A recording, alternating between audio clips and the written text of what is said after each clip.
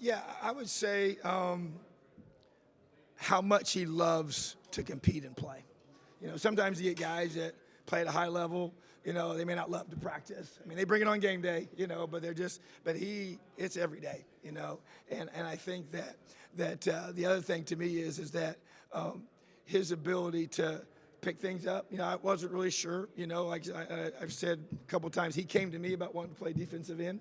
And that sounds great, rushing the passer, get sacks. But okay, what's it look like on Tuesday and Wednesday when you're wearing knee braces and you're taking on double teams and you're trying to stop the run and you're playing in C gap and you're getting double teamed? That I wasn't sure what that was going to look like. And to me, his toughness and his embracing that has impressed me. Because I wasn't sure, I knew he could rush the passer.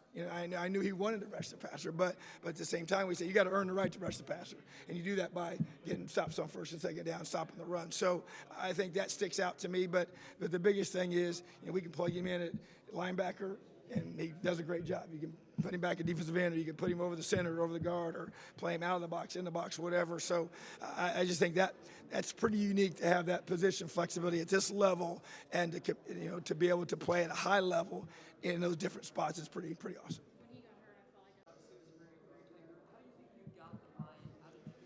Well, it took time, to be honest with you, and then to me it was building relationships one by one. It takes time to do that. I met with all the players initially, one-on-one, did that multiple times just to get to know them and to really try to find out, who they are as a person.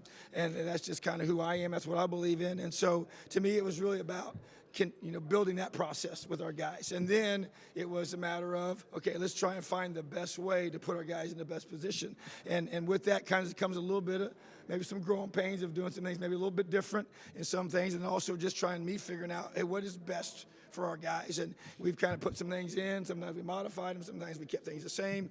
And we even modified some of those things. And so it kind of took some time to get to that position. But at the end of the day, I think this season had to unfold, because there has to be just that trust, that confidence that, hey, we're going to be able to continue this standard of excellence that the defense has had at Penn State in the past and expects to have every single year. And then once we start playing to that level, I think it just multiplies after that. So, and then you get to know the guys. And I told him too, I said, your teams are built during a season, because the ebbs and flows of a season, going on the road, having adverse situations, being behind, having guys injured, guys coming back, guys making plays, guys stepping up, guys learning to trust each other, guys learning to trust the offense, trust special teams, all those units coming together really makes for a special group. So I just think, until you do that, and once you start going to that, it just really creates, the buy-in just keeps building. And I just think right now it's at an all-time high.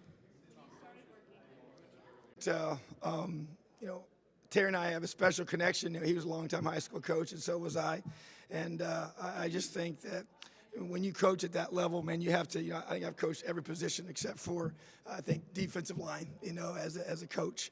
And I've been offensive coordinator, special teams coordinator, defensive coordinator.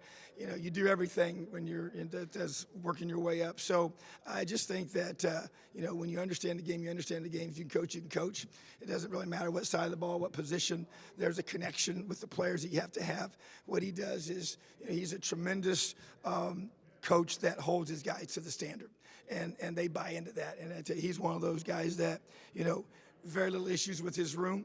Guys are where they're supposed to be, doing what they're supposed to be doing, because he demands it. And when there's, things aren't done a certain way, he holds them to it, and he's consistent. And I think he does a really good job of just kind of, he has a saying on the wall, basically just check your ego at the door, and that to me speaks volumes to a position that sometimes you can have some guys with a little bit of an ego about, and you have to have that confidence, but you also have to understand your role and how you fit into that room. And so to me, like I said, I don't know that it really matters what position you play, in college to what you can coach. And sometimes guys, like Dan Connor played linebacker, coached linebacker, done a phenomenal job with that. But then you got a guy like Terry who plays receiver, now he's coaching corners. I do think there is some cross sides of the ball help with that, because you understand what a receiver, how he's taught, how he's coached, what he's looking for. But also at the same time, I just think the bigger picture is understanding people, how to motivate them, how to hold them to high standards, and how to get the most out of them. Tom, personally, how do you feel about being in this end the way you wanted it to end, but here you are in the college football playoff, and you're facing a school from Indiana? How about that? Yeah, I just feel blessed. and very thankful for the opportunity I've been given here.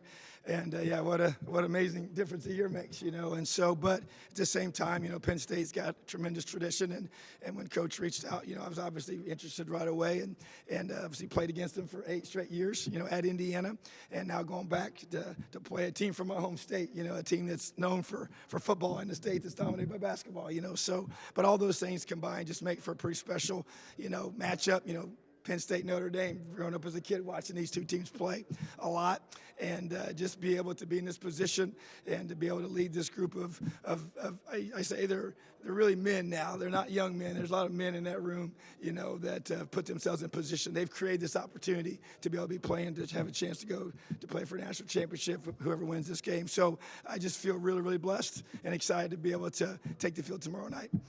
Oddly enough, you've never been able to coach against. Never have. I've never coached against Notre Dame at any place I've been, so this is my first time playing against the Fighting Irish. Notre Dame finished Indiana's season. I'm curious if any former players have reached out to you asking you to. Well, those guys, there's no question. I have communication with the guys that I coach there, and they obviously played them, in the first round of the playoffs. And so, yeah, there's just talked with one of them yesterday, But bottom line is that, when you coach the guys and you invest in them and you get to know them and you bring them into your program, you're never going to stop being a part of their lives. And that will be forever for me, and that's how I coach, and that's how I want it to be. So, yeah, there's no question we got a chance to be able to, get them for them. I got to get your thoughts on IU's unbelievable Yeah. season. How thrilled were you to see that? So happy for the players, man. Just and a lot of those guys there came there and they got a chance to truly, see through the things that we tried to be able to start to do. So, yeah, very happy for those players, very happy for the guys in that situation. It's awesome. We had Andrew here a few minutes ago, and I'm paraphrasing, but he said basically every coach worries about not enjoying a run like this. Would you agree with that? And what are some things that you do to make sure, because obviously the work that's required is great, but at the same time you want to be able to enjoy it? Yeah, I don't think you probably take time to just sit back and really realize what you're accomplishing while you're doing. I think that's pretty normal, and so you'll look back. What you want to do though is, when you've done this long enough, I think coaches, he made mention of this yesterday and brought some coaches up that have coached for, this is my 33rd year of coaching, and I've never coached, in a game of this magnitude, playing for an opportunity to be in a national championship game, for the winner. So we had other coaches, been doing this for 40 plus years, and this is their first opportunity. So just to kind of let these guys know, hey, this is hard to get to this point. So don't take it for granted. Don't ever, not appreciate the moment. But yet you got to be ready to be able to be at your best. So I think there's a balance there. There's no doubt we don't have time to sit back and just, probably enjoy it the way you wish you could. But at the same time, if you play the way you want to and the way you believe you can, you got a chance to have another opportunity next week. So that's really what this is about, is making sure we put our guys in the best position to be able to play their best tomorrow night. And we believe that's going to be enough to be able to get the result that we want. So to me, we want to make sure, though, that we don't take this for granted. Special opportunity, and we're all blessed to be here.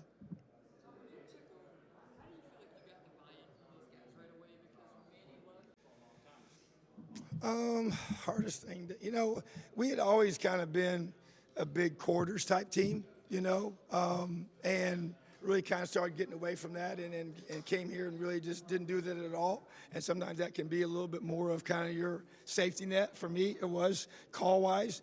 And so I think kind of separating from that it's taken me some getting used to, because I would rely on that in a lot of situations, so, but at the same time, like I said, it's adapting to both your players and also what offenses are doing in today's game, so we've done that and brought some things. So I think that's probably the biggest thing that sticks out to me.